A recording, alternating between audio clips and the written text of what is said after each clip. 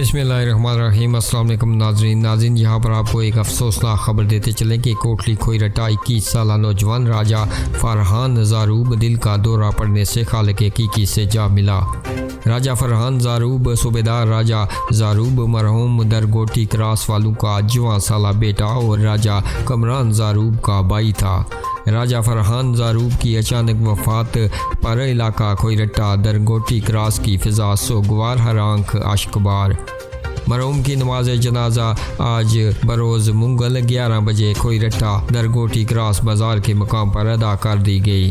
दुआ है कि अल्लाह पाक मरहूम को जन्नत अल फरदौस में आला मकाम अता फरमाए और लवाइकीन को ये अजीम सदमा बर्दाश्त करने की तौफीक अता फरमाए। आमीन सुम आमीन। नाज़रीन, आप भी अपनी राय का इजहार कीजिएगा इस अफसोसनाक खबर के हवाले से और मरने वाले के लिए दुआएं माफ़रत कीजिएगा।